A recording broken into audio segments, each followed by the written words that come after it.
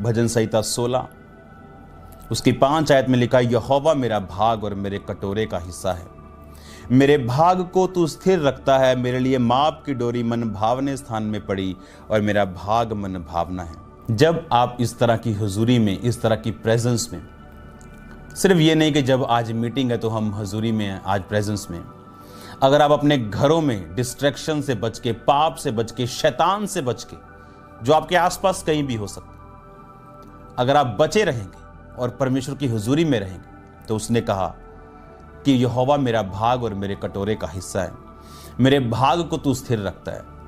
आज लोग कंप्लेंट करते हैं, मेरे पति को उसने छीन लिया, कोई कंप्लेंट करता है मेरा बिजनेस उसने छीन लिया, कोई कंप्लेंट करता है मेरी रूहें उसने छीन ली, मेरी चर्च उसने छीन ली, मेरे ये काम उसने छीन लिया। अगर आप परमेश्वर को अपना उद्धारकर्ता मानते हैं और अगर आप उसकी हुजूरी में रहते हैं, क्योंकि आज हम इस बात को सीख रहे हैं कि यीशु मसीह के अंदर ऐसी कौन सी हैबिट्स थी, आदतें थी, क्या उनकी दिनचर्या थी कि वो इतने बड़े काम कर पाए। आज उन दिनचर्याओं को, उन हैबिट्स को हमने लेना है और आज एक उनकी आदत के बारे में मैं आपसे बात करूंगा और आप हैरान होंगे किस तरह से ब्लेसिंग्स आपकी लाइफ पे एंटर करने वाली हैं। और ये ब्लेसिंग्स बोलने वाली होंगी, ये नजर आने वाली होंगी, ये छुपाए छुपेंगी नहीं, ऐसी ब्लेसिंग्स आपकी लाइफ के ऊपर एंटर करेंगी। अगर आप गिर चुके हैं, अगर आप थक चुके हैं, आस छोड़ चुके हैं, आज का वर्ड आपके लिए, क्योंकि मैं देख रहा हूं आपकी लाइफ के ऊपर ब्लेसिंग्स को आते हुए। मैं देख रहा हूं कि इस वचन को सुनने के बाद आप गिरे नहीं रहेंगे। आप सेवा छोड़ चुके हैं, आप सेवा को स्टार्ट करेंगे। आप कुछ भी खत्म कर चुके हैं परमेश्वर में अपनी निराशा से, आप उसे फिर, आपकी आशा को परमेश्वर जीवित करेगा। और इसीलिए प्रभु यीशु मसीह कुर्बान हुए, बाइबल में लिखा, आपको आस देने के लिए, नई होप देने के लिए, और पवित्र आत्मा की सामर्थ्य से भी आपकी आशा बढ़ती जाए, बाइबल कहती है। तो मेरा ये विश्वास है कि आज पवित्र आत्मा की सामर्थ्य जो यहाँ पे मौजूद है, ये आपकी आशा को बढ़ाने के लिए होगी। हालेलुया। उसमें लिखा, मेरे लिए माप की डोरी मन भावने स्थान में पड़ी और मेरा भाग मन भावना है। तो माप की डोरी यानी आपका जो हिस्सा है वो मन भावने स्थान में होगा। इजराइल में ऐसे हिस्से हैं जिनको दाऊद ने श्रापित किया था, जहां पे शाऊल मरा था, जिस पहाड़ के ऊपर दाऊद के मुंह से श्राप निकले थे और उस पहाड़ के ऊपर कभी भी फसल नहीं होती। और ऐसे इजराइल में मन भाव स्थान भी हैं। अगर आप इंडिया में कई गांवों को सर्च करेंगे, राजस्थान में दूसरी जगह, उनको मिनी इजराइल बोलते हैं, कई गांवों को मिनी इजराइल, क्योंकि वहां पे फसल इतनी ज्यादा होती कि एक एकड़ से 10-10, 4-4, 5-5 एकड़ की फसल लेते हैं, उसे मिनी इजराइल बोलते हैं, क्योंकि इजराइल में इस तरह की बरकत खुदावंद ने दी। तो उसी इजराइल में एक ऐसा पहाड़, ऐसी जगहें भी हैं जो बिल्कुल बंजर हैं। दाऊद ने कहा था, तुम पर कभी ओस ना पड़े, तुम पर कभी मन भाव तुम्हारा स्थान ना बने, जब शाऊल उस पहाड़ पर मारा गया था। और आज भी बाइबल में अगर आप पढ़ें उन वचनों को और जाके इजराइल में देखें, तो वो पहाड़ पे कभी भी अच्छी फसल नहीं होती, ऊंट कटारे वहां उगते हैं। तो उसी इजराइल में बंजर स्थान भी है, उसी इजराइल में एक ऐसा स्थान भी है जहां पर 1 एकड़ से 10-10 एकड़ों की लोग फसल लेते हैं। तो आपकी डोरी कहां पड़ेगी? आपकी डोरी, आपका माप वहां पड़ेगा जैसा आपने परमेश्वर को समझा है। अगर आपने परमेश्वर को अपनी जान, अपना दिल, अपना पैसा, अपना सब कुछ दे के, सब कुछ परमेश्वर को दे दिया, कुछ रख नहीं छोड़ा, तो बाइबल कहती आपकी डोरी मन भावने स्थान में होगी। मन भावने स्थान के ऊपर आपका स्थान बेस्ट होगा, आपकी लाइफ बेस्ट होगी। आप सब लोग आपको देख के बोल पाएंगे कि आप बेस्ट हो, क्योंकि आपकी लाइफ ऐसा होगी। क्योंकि जब आप परमेश्वर के साथ उन संबंधों को कायम करके खुदावंद के ऊपर भरोसा रखेंगे। उसने कहा, मेरा भाग मन भावना है, मन भावना भाग होगा आपका। उसी इजराइल में एक सूखा पहाड़ है, उसी इजराइल में एक ऐसी जगह है जहां पर हजारों गुना फसल होती 1 एकड़ में। उसी तरह से आपका भाग मन भावना होगा जब परमेश्वर आपका असली उद्धार करता होगा। और इसीलिए उसने आपको अपने पास बुलाया। यीशु मसीह ने आपको सजा देने के लिए नहीं बुलाया, उसने आपको दंड देने के लिए नहीं बुलाया, उसने आपको दोषी ठहराने के लिए नहीं बुलाया, उसने आपकी लाइफ को मेस करने के लिए नहीं बुलाया। लेकिन अगर हम फेथ करेंगे परमेश्वर के ऊपर, और फेथ करेंगे और विश्वास करेंगे और उसके वचन के ऊपर चलेंगे, तो बाइबल कहती तुम्हारा भाग जो है वो मन भावना होगा। अब प्रॉब्लम ये है और सवाल भी ये है कि मैं उस चीज को कैसे हासिल कर सकूं जो खुदावंद ने मेरे लिए सोची है। मैं कैसे जान सकूं परमेश्वर ने मेरे लिए क्या सोचा है, या मेरी जिंदगी में परमेश्वर की बुलाहट क्या है, या मैं परमेश्वर में आगे कैसे बढ़ूं, मैं परमेश्वर को कैसे जानूं, मैं उसकी सामर्थ्य को हासिल कैसे करूं, मैं क्या करूं अपनी लाइफ में। मैं आपको एक चीज बताना चाहता हूं, इस धरती के ऊपर परमेश्वर ने हमें एक ऐसी चीज दी है जो हमारी 100% नहीं 101% चीजों का हल है। वो है पवित्र वचन जो मेरे सामने है, जो आप पढ़ रहे हैं, जो आपके सामने। वचन वो ही नहीं होता जो सिर्फ एक बाइबल में लिखा हो, ये पुस्तक है। वचन वो जो खुदावंद के मुंह से निकल चुका और हम इस पुस्तक से इसे पढ़ पा रहे हैं।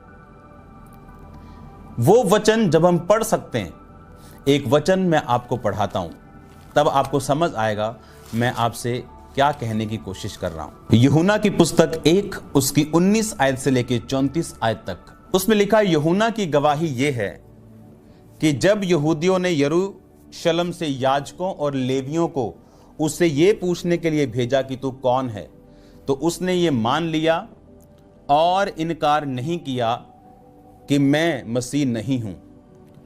इसका मतलब उसने इनकार नहीं किया, उसने बताया कि मैं मसीह नहीं हूं। तब उन्होंने उससे पूछा तू कौन है, क्या तू एलिया है? उसने कहा नहीं। उन्होंने कहा क्या तू प्रॉफिट है? उसने कहा नहीं।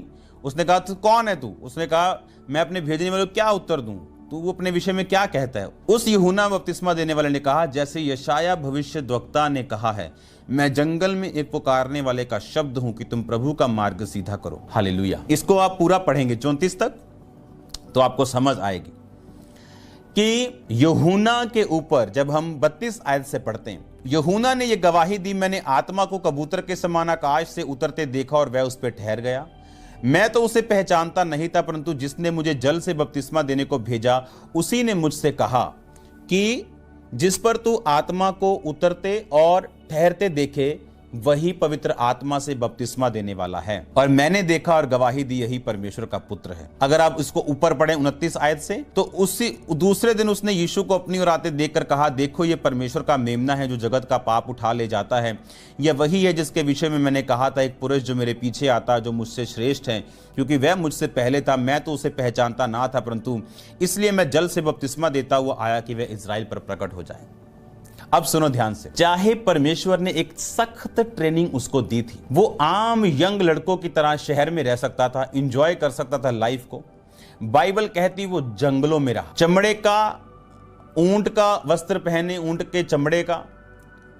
आप इमेजिन करो आपके ऊपर एक चमड़े का मैं वस्त्र पहना दूं, ऊंट की खाल पहना दूं, आप फल खा रहे हैं, आप शहद खा रहे हैं, जंगली, टोटल जंगली मैन। इतनी सख्त ट्रेनिंग के बावजूद, क्या आप जानते हैं ये बात को, अगर वो अपनी कॉलिंग को ना खोजता तो परमेश्वर किसी और को यूज करते। आप जानते हैं यूहन्ना को किसने बताया कि तू वही है जिसने प्रभु का मार्ग सीधा करना है? वर्ड ने। वो यशाया की भविष्यद्वक्ता, यशाया प्रॉफिट की बुक पढ़ रहा है और उसने कहा यशाया प्रॉफिट की बुक में मैंने पढ़ा कि मैं जंगल में एक पुकारने वाले का शब्द हूं कि तुम प्रभु का मार्ग सीधा करो। इसीलिए वो कंफ्यूज नहीं था। उन्होंने कहा क्या तू नबी है? उसने कहा नहीं। उन्होंने कहा क्या तू मसीह है? उसने कहा नहीं। कौन है तू? उसने कहा मैं वही हूं जिसको यशाया प्रॉफिट ने कहा कि जंगल में एक पुकारने वाले का शब्द हो रहा है कि प्रभु का मार्ग सीधा करो। अब यशाया को यह मालूम था कि मैं जंगल में हूं और मैं वो व्यक्ति हूं जिसको परमेश्वर ने इस काम के लिए बुलाया। अपनी कॉलिंग को उसने इस वर्ड में से हासिल किया। आप जानते हैं, इस वचन के ऊपर से उसने अपनी कॉलिंग को हासिल किया। अगर यूहन्ना ये वचन ना पढ़ता, मैं आपको गारंटी देता हूं वो कभी ना जान सकता कि परमेश्वर ने उससे क्या चाहा। लूका 4 उसकी 16 में लिखा यीशु मसीह के बारे में कि जब प्रभु यीशु मसीह नासरत में आए, जहां वो पाले पोसे गए थे, अपनी रीति के अनुसार सब्त के दिन आराधनालय में जाकर पढ़ने के लिए जब वो खड़े हुए, यशाया प्रॉफिट की पुस्तक उन्हें दी गई और उसने पुस्तक खोलकर यह जगह निकाली जहां लिखा था प्रभु का आत्मा मुझ पे, इसलिए उसने कंगालों को सुसमाचार सुनाने के लिए मेरा अभिषेक किया। मुझे इसलिए भेजा कि बंदियों को छुटकारे का, अंधों को दृष्टि पाने का सुसमाचार प्रचार करूं, कुचले हुओं को छुड़ाऊं, प्रभु के प्रसन्न रहने के वर्ष का प्रचार करूं। तब उसने पुस्तक बंद करके सेवक के हाथ में दे दी और बैठ गया, और आराधनालय के सब लोगों की आंखें उस पर लगी थी। तब यीशु मसीह ने कहा, आज ये लेख तुम्हारे सामने पूरा हुआ है। आज इवन जीसस क्राइस्ट ने अपनी कॉलिंग को वर्ड पर से जाहिर किया, वर्ड के बीच से जाहिर किया, अपने आप से नहीं कहा। वर्ड इतना इंपॉर्टेंट है, ये इतना जरूरी है, चाहे आप मेजर पास्टर होने के लिए क्यों नहीं बुलाए गए, मेगा चर्च के, अगर आप वर्ड में नहीं गए, आपकी कॉलिंग धरती पे लटकी रह जाएगी और आपको कुछ नहीं मिलेगा। आप एक बिग बिजनेसमैन होने के लिए बुलाए गए, आप गरीबी में दिन बिता देंगे अपनी धरती के सारे, अगर आप वचन नहीं पढ़ेंगे, वचन के साथ जुड़ेंगे नहीं, अच्छी टीचिंग्स सुनेंगे नहीं, अच्छी संगति में नहीं होंगे। तो जीसस क्राइस्ट ने कहा, आज जब ये उन्होंने पुस्तक बंद करके सेवक के हाथ में बोला, आज ये लेख तुम्हारे सामने पूरा हुआ। कौन सा लेख? जो 700 साल पहले लिखा गया था। किसके द्वारा? फिर यशाया के द्वारा। और अगर आप उसके पहले पढ़ें तो इस लेख को बोलने से पहले प्रभु यीशु मसीह 40 रोजे रख चुके थे। प्रभु यीशु मसीह पवित्र आत्मा की सामर्थ्य से भर चुके थे, शैतान की परीक्षाओं से निकल चुके थे। बाइबल कहती इसी 14 वचन में, यीशु मसीह आत्मा की सामर्थ्य से भरा हुआ गलील को लौटा। सब कुछ उनके पास था, पर अभी उन्होंने शुरुआत नहीं की और बोला कि अब यह लेख तुम्हारे सामने पूरा हुआ, और अपनी सेवकाई को स्टार्ट कर दी। अब यह टोटका नहीं कि आप बाइबल में वचन पढ़े और बोले, अच्छा ये मेरे से मैच करता है, अच्छा मैं ये बोल के अपना काम शुरू करूंगा, और बाद में आप मुंह के बल गिरे। इस वचन को बोलने से पहले तैयारी, खुदावंद की प्रेजेंस में बैठना, कंफ्यूजन में भी, जब साइलेंस टाइम चल रहा है लाइफ में तब भी, और वर्ड पढ़ना और वर्ड के साथ जुड़ना, वर्ड को आराम से पढ़ना, वर्ड को खाना, वर्ड पे मेडिटेट करना, वर्ड को अंदर लेके जाना, इसे चबाना, खाना, इसको ब्लड में लेके जाना, इसको मेडिटेट करना। देन बाइबल कहती कि आप एक दिन उसी वर्ड में से कुछ ऐसा वचन आपके अंदर चुभ जाएगा जो आपके लिए रेमा वर्ड होगा, जो खास आपके लिए होगा उस दिन, उस सिचुएशन में, उस परिस्थिति में, जो परमेश्वर ने आपके लिए बोला होगा। आपको समझ आ जाएगा ये वर्ड मेरे लिए आज आया है।